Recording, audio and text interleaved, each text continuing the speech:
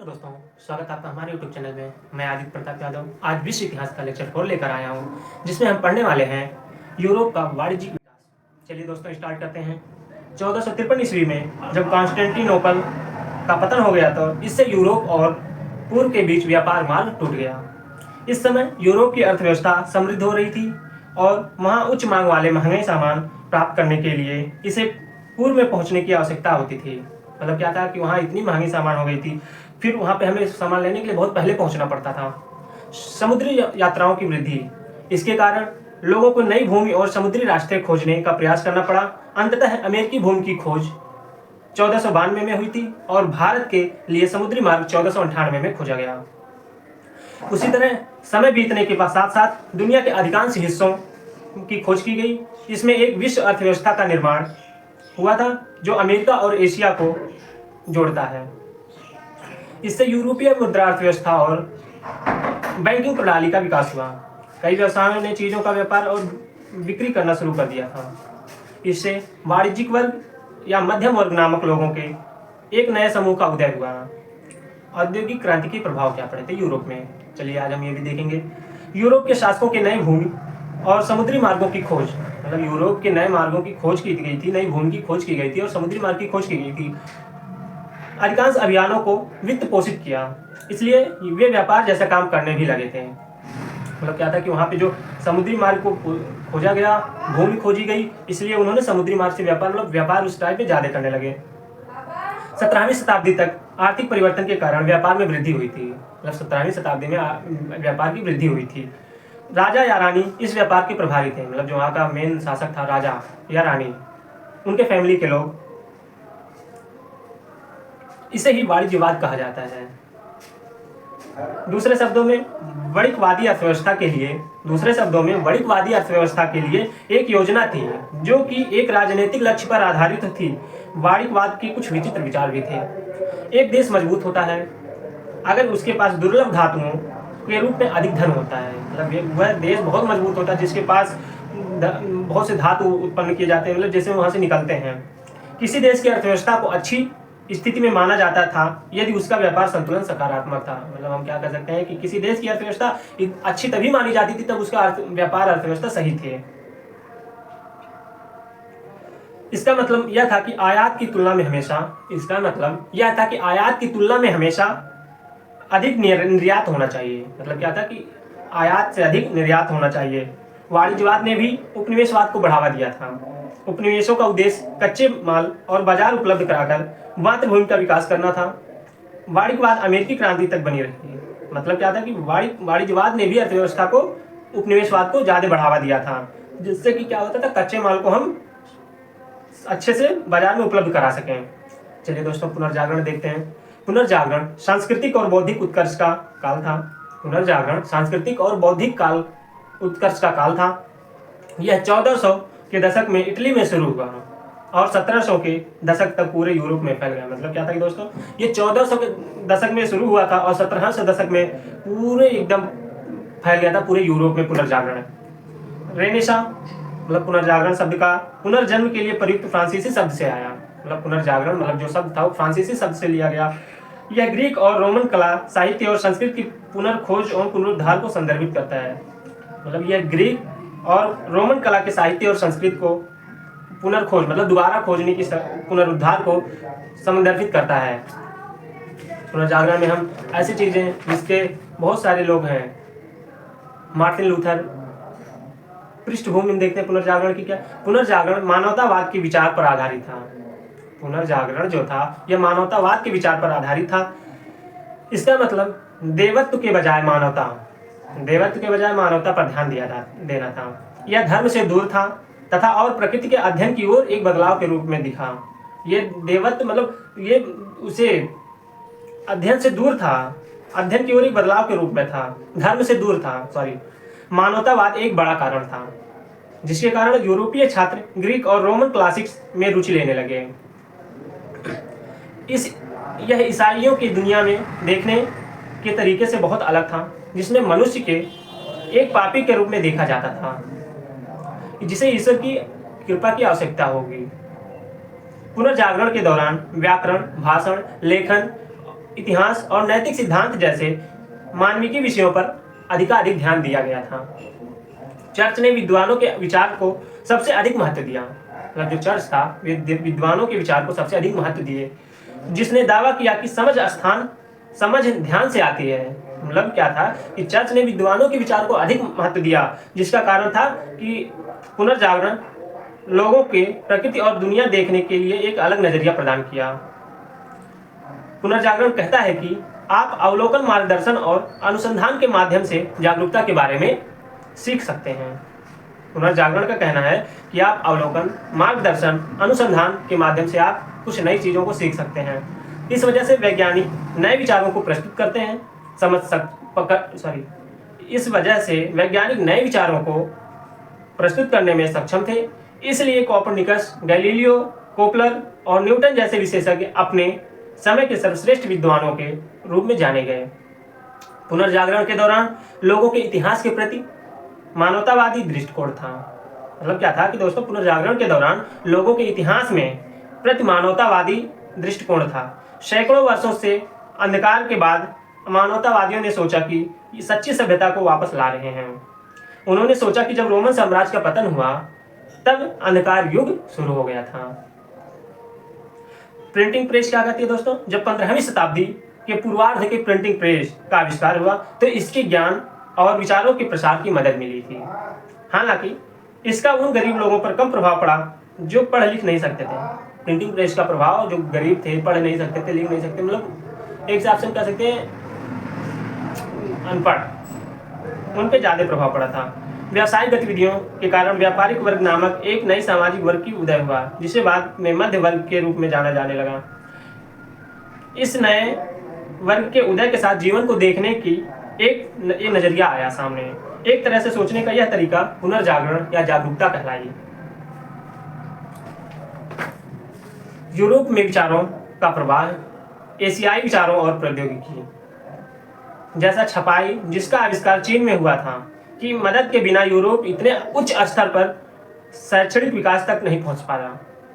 Europe और पूर्व के बीच विचारों का प्रवाह था और अरब के विचारकों ने ऐसा करने में मदद भी किया था। समुद्र के द्वारा यात्रा करने में इस तरह के विचार साझा करना संभव था। मतलब समुद्र के दौरान जब हम यात्रा कर रहे थे तो उसमें ये सब विचार करना इम्पॉसिबल था।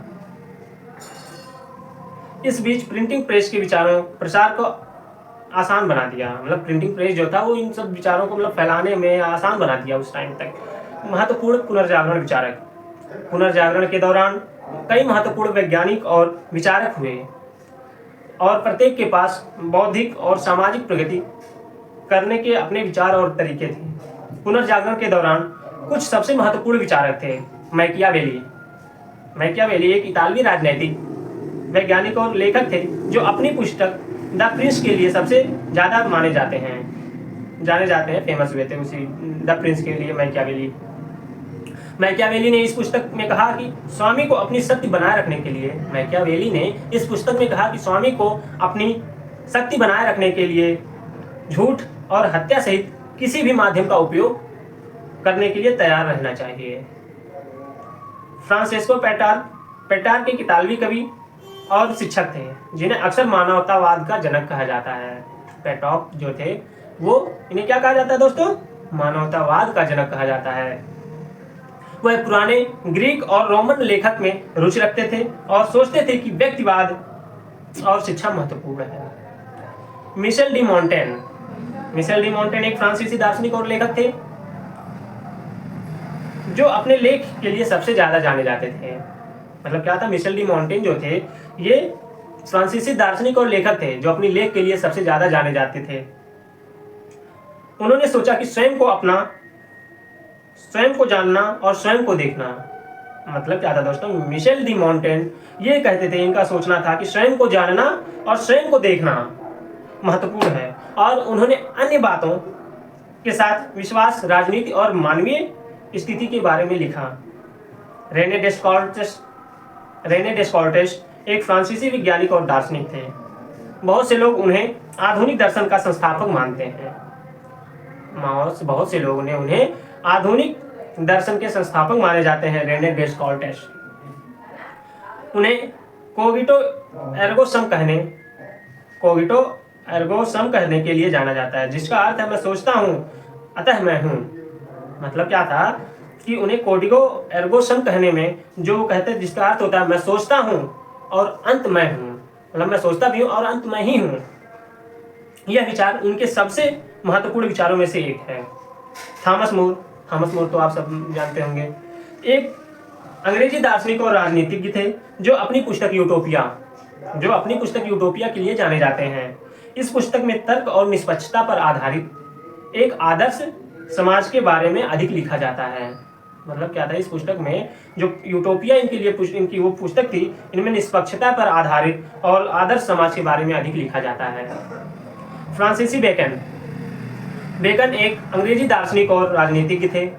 उन्होंने इस बारे में बात करते हुए कहा कि प्राकृतिक दुनिया का प्रत्यक्ष अवलोकन और प्रयोगों के माध्यम से अध्ययन करना कितना महत्वपूर्ण है।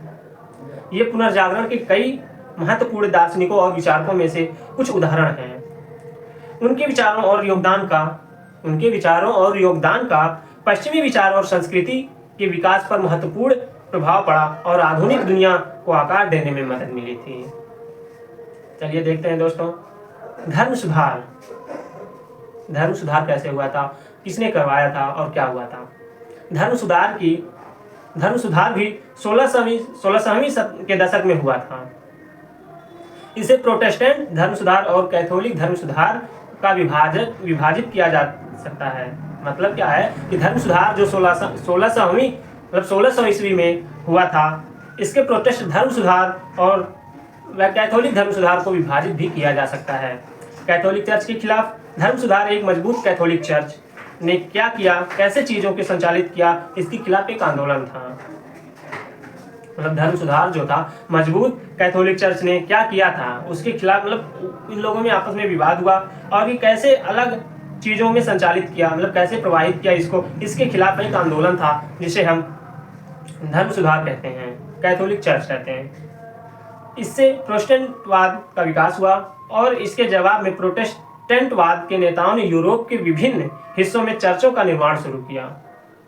1520 से 1545 तक जर्मनी के राजा ने मार्टिन लूथर, एक सन्यासी जो चर्च में भोग पत्र और अन्य बुरी चीजों के खिलाफ था, पहली प्रोटेस्टेंट चर्च स्थापित करने में मदद की थी। प्रोटेस्टेंट धर्म सुधार तेजी से यूरोप के बाकी हिस्सों में फैल गई।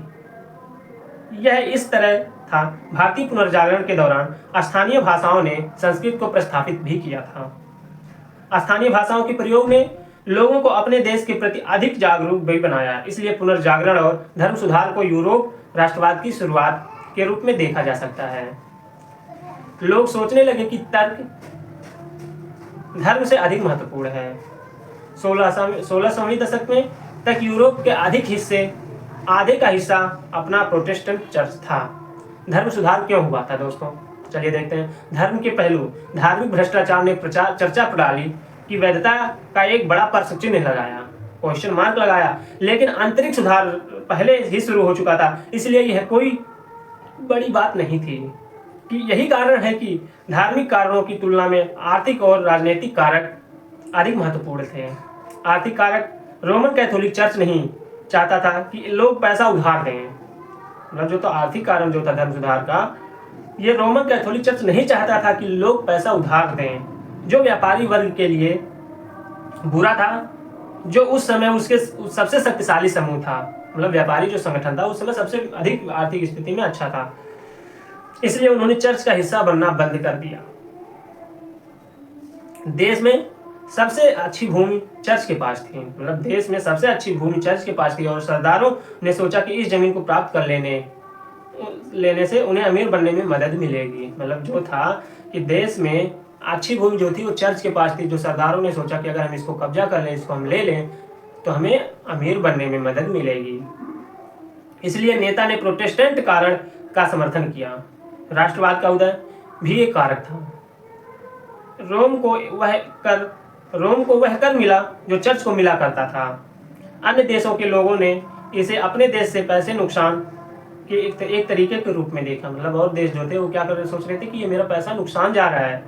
निरंकुशता का उदय, चूंकि चर्च राजनीति में शामिल हो गया था। चर्च जो था ये राजनीति में शामिल हो गया, इसलिए कुछ महत्वाकांक्षी राजाओं ने सार्वभौमिक चर्च प्रणाली के पतन का तीव्र करने की राजनीति और पूर्ण नियंत्रण स्थापित करने के लिए प्रोटेस्टेंट आंदोलन का समर्थन किया। चलिए दोस्तों, हम यही अपनी वीडियो समाप्त करते हैं। तब तक के लिए जुड़े रहिए हमारे साथ। धन्यवाद। मिलते हैं नेक्स्ट वीडियो में। अगर आपको अच्छी लगी ये वीडियो तो please like share and subscribe जरूर करिएगा।